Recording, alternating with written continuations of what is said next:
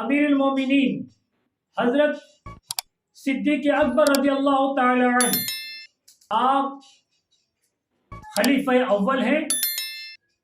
ایک مرتبہ امیر المومنین حضرت صدیق اکبر رضی اللہ تعالی عنہ، آپ خلیفہ اول ہیں۔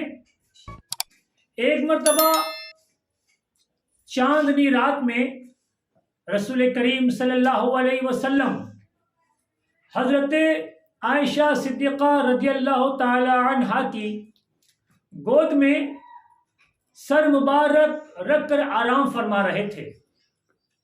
اسی دوران حضرت عائشہ صدیقہ رضی اللہ تعالی عنہا نے رسول کریم صلی اللہ علیہ وسلم سے عرض کی کہ یا رسول اللہ، آسمان میں جتنے ستارے ہیں اتنی تعداد میں نیکی کس کی ہے؟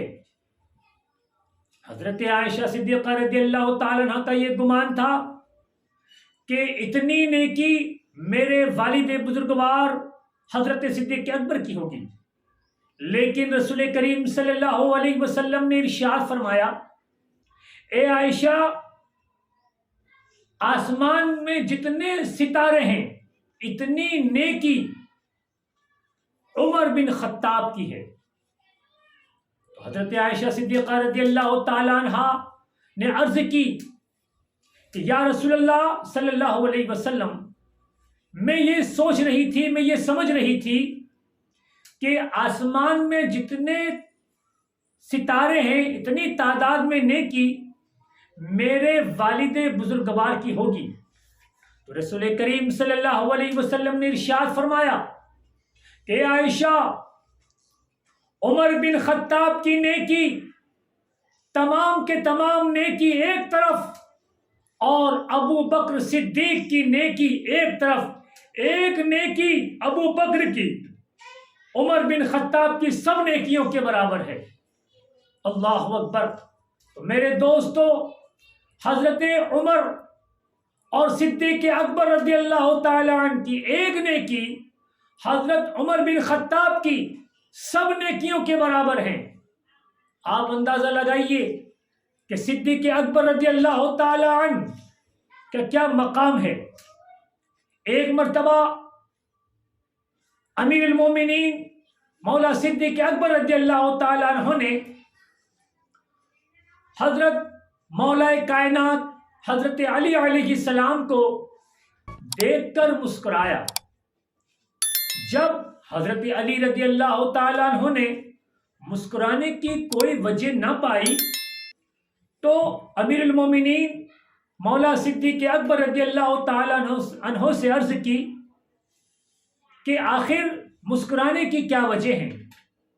صدیق اکبر رضی اللہ تعالیٰ عنہ نے ارشاد فرمایا کہ اے علی، تمہیں دیکھ کر مجھے رسول کریم صلی اللہ علیہ وسلم کا ایک ارشاد یاد آ گیا کہ رسول کریم نے فرمایا تھا کہ جنت میں وہی داخل ہوگا جسے علی اجازت دیں گے۔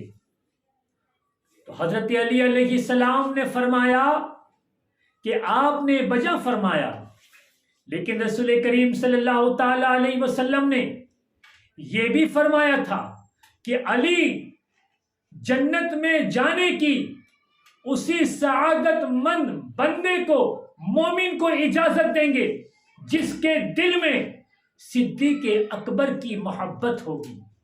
تو میرے عزیزو، آپ دونوں کی محبت دیکھیے کہ نہ ہم صدیق کو چھوڑ سکتے ہیں نہ علی کو چھوڑ سکتے ہیں، اس لیے کہ یہ چار یار ہیں، یہ پانچ پنجتن ہیں۔ حضرت صدیق اکبر رضی اللہ تعالی عنہ، حضرت عمر بن خطاب رضی اللہ تعالی عنہ، حضرت عثمان غنی رضی اللہ تعالی عنہ، حضرت علی علیہ السلام اور رسول کریم، یہ پانچ پنجتن ہیں۔ اور ایک پانچ پنجتن اور ہے، رسول کریم، حضرت علی، بی بی فاطمہ، حضرت امام حسن، حضرت امام حسین، ادھر بھی پانچ پنجتن، یہ بھی پانچ پنجتن۔ تو عزیزو، ہم وہ لوگ ہیں، ہم دونوں پنجتن کو ماننے والے ہیں۔ حضرت چار یار رسول کریم کو ملا کر پنجتن، یہ بھی ہمارے پنجتن ہیں، اور اہل بیت کے جو 5 ہیں یہ بھی ہمارے پنجتن ہیں، اور امیر المومنین صدیق اکبر رضی اللہ تعالیٰ عنہ کے فضائل قرآن سے ثابت ہے، آپ کے مناقب قرآن و حدیث سے ثابت ہے۔ آپ قبول اسلام سے پہلے بھی آپ نے کبھی بھی بت پرستی نہیں کی۔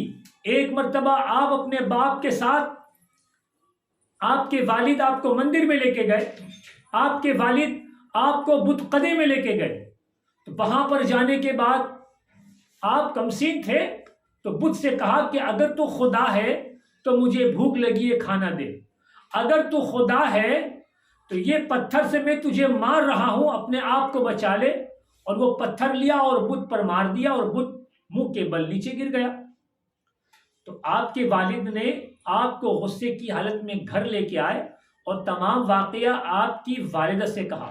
تو آپ کی والدہ نے ارشاد فرمایا کہ جس وقت صدیق پیدا ہوئے تھے اس وقت مجھے غیب سے یہ ندا آئی تھی کہ اللہ تبارک و تعالیٰ کی یہ ندا آئی تھی کہ اے بندی، تجھے بشارت ہو کہ یہ بچہ عتیق ہے، اس کا نام آسمانوں میں صدیق ہے، محمد صلی اللہ علیہ وسلم کا رفیق ہے۔ تو میرے دوستوں، میرے بزرگوں، یہاں سے آپ اندازہ لگائیے کہ آپ کی شخصیت کتنی با کمال شخصیت ہے۔ ایک مرتبہ آپ ملک شام تجارت کے لیے تشریف لے گئے، تو آپ نے خواب دیکھا کہ آپ کے گود میں چاند آ گیا ہے۔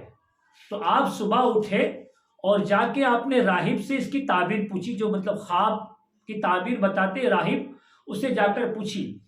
تو وہ راہب نے کہا کہ اے ابو بکر، تمہاری قسمت بلندی پر ہے کہ تم نبی آخر الزمان صلی اللہ علیہ وسلم کا کلمہ پڑھیں گے، آپ اس آقا کے دین کو قبول کریں گے جن کے خاطر اللہ تعالیٰ نے کل کائنات کو پیدا فرمایا۔ اگر وہ نہ ہوتے تو کچھ بھی نہ ہوتا۔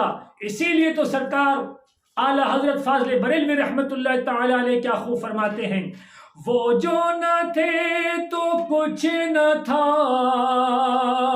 وہ جو نہ ہو تو کچھ نہ ہو، جانے ہیں وہ جہان کی، جانے ہیں تو جہان ہے۔ راہب نے کہا اے صدیق، مبارک ہو تم کو کہ اس رسول پر ایمان لاؤ گے جن کے صدقے میں سب کچھ بنایا گیا۔ جب یہ تعبیر راہب کے منہ سے حضرت ابو بکر صدیق نے سنی تو آپ کے دل میں عشق کے موجے مارنے لگے، آپ کے دل میں ایک تڑپ پیدا ہو گئی کہ میں جلدی سے جلد مدینہ منورہ جاؤں اور اس نبی آخر الزمان کا دیدار کروں۔ آپ ملک شام سے مدینہ منورہ آئے اور رسول کریم صلی اللہ علیہ وسلم کی بارگاہ میں حاضر ہو گئے، اور رسول کریم کے سامنے جا کر بیٹھ گئے اور رسول کریم سے کہا کہ اے اللہ کے رسول، آپ مجھے کلمہ پڑھائیں اور مجھے کوئی معجزہ دکھائے۔ رسول کریم صلی اللہ علیہ وسلم نے ارشاد فرمایا اے ابو بکر، کیا راہب نے تمہیں سب کچھ خبر نہیں بتا دی ہے؟ کیا تمہیں راہب نے سب کچھ نہیں کہا؟ ابو بکر صدیق نے کہا یا رسول اللہ، آپ نے صحیح فرمایا، آپ نے بجا فرمایا۔ اور صدیق اکبر رضی اللہ تعالیٰ کلمہ پڑھ کر ایمان سے بامشرف ہو گئے۔ تو میرے دوستوں اور میرے عزیزوں، یہیں سے آپ اندازہ لگا سکتے ہیں کہ صدیق اکبر رضی اللہ تعالی عنہ کا کتنا بلند و بالا مقام ہے۔ اور میں آپ کو ایک بات اور بتاتے ہوئے چلوں کہ ایک مرتبہ رسول کریم صلی اللہ علیہ وسلم نے آپ کو ایک انگوٹھی دی اور کہا کہ اے صدیق، اس پر لا الہ الا اللہ لکھوا کے لاؤ۔ آپ تشریف لے گئے بازار میں اور نقاش سے کہا کہ اس پر لا الہ الا اللہ محمد الرسول اللہ لکھ دو۔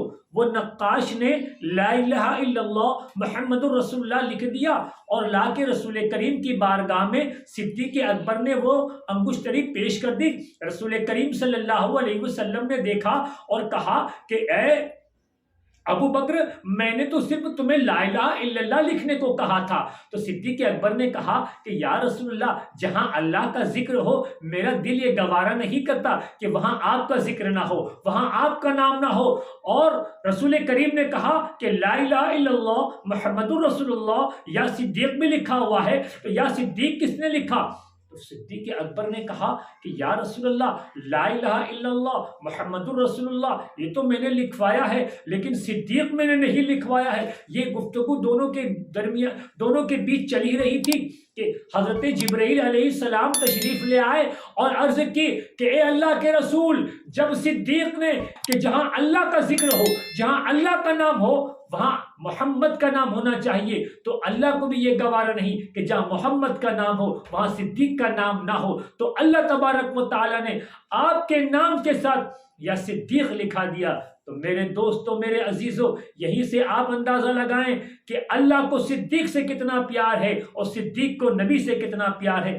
آپ دیکھیے جب آپ کا وصال کا وقت قریب آیا تو آپ نے حضرت علی علیہ السلام کو بلوایا اور نصیحت کی کہ اے علی، میرا وصال کا وقت قریب آ گیا ہے تو آپ مجھے غسل دینا، اپنے ہاتھوں سے غسل دینا، اس لیے کہ آپ نے اپنے ہاتھوں سے رسول کریم صلی اللہ علیہ وسلم کو غسل دیا ہے۔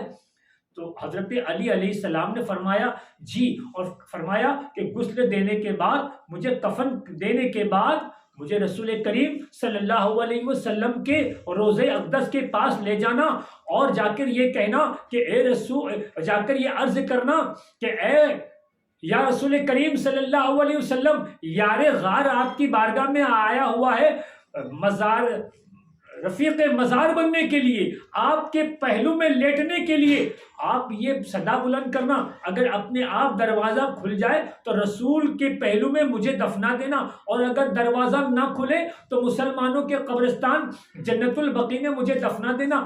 میرے دوستو، میرے عزیزو، مختصر یہ ہے کہ حضرت صدیق اکبر رضی اللہ تعالیٰ عنہ کا وصال ہو گیا، آپ کو حضرت علی نے غسل فرمایا، غسل دینے کے بعد، کفن دینے کے بعد آپ کے جسم اطہر کو رسول کریم صلی اللہ علیہ وسلم کے روضے کے پاس لے جانے کے بعد حضرت علی علیہ السلام نے عرض کی کہ یا رسول اللہ، غار یار آ چکا ہے رفیق مزار بننے کے لیے۔ اپنے آپ دروازہ کھل گیا۔ لیکن میرے دوستو، یہاں میں ایک بات عرض کرنا چاہتا ہوں، حضرت علی کو حضرت ابو بکر صدیق فرما رہے ہیں۔ معلوم یہ ہوا کہ صدیق اکبر کا یہ عقیدہ ہے کہ رسول کریم صلی اللہ علیہ وسلم وفات کے بعد بھی زندہ ہیں اور وہ ہماری باتوں کو سنتے ہیں، وہ ہماری فرمائشوں کو سنتے ہیں، وہ ہماری حاجتوں کو پوری کرتے ہیں، اور علی کا بھی یہی عقیدہ ہے۔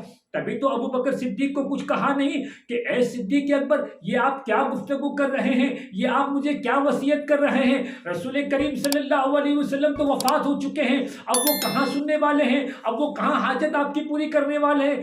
جی نہیں، یہیں سے پتہ چل رہا ہے صدیق اکبر کا عقیدہ، یہیں سے پتہ چل رہا ہے مولا کائنات کا عقیدہ، یہیں سے پتہ چل رہا ہے صحابہ کرام کا عقیدہ، یہیں سے پتہ چل رہا ہے قرآن و سنت کا عقیدہ، یہیں سے پتہ چل رہا ہے صالحین کا عقیدہ۔ اس کے بعد جب آپ کا جسم اطہر رکھا اور دروازہ اپنے آپ کھل گیا تو رسول کریم صلی اللہ علیہ وسلم کے پہلو میں حضرت صدیق اکبر رضی اللہ تعالیٰ عنہ کو دفنا دیا گیا۔ تو میرے دوستو، میرے عزیزو، آج ہمیں سمجھنے کی ضرورت ہے کہ صدیق اکبر رضی اللہ تعالیٰ عنہ اور صحابہ کرام کا کتنا بلند و بالا مقام ہے۔ تو میرے عزیزو، اگر یہ ویڈیو آپ کو پسند آئے تو آپ زیادہ سے زیادہ اس ویڈیو کو شیئر کریں۔ اللہ حافظ، السلام علیکم۔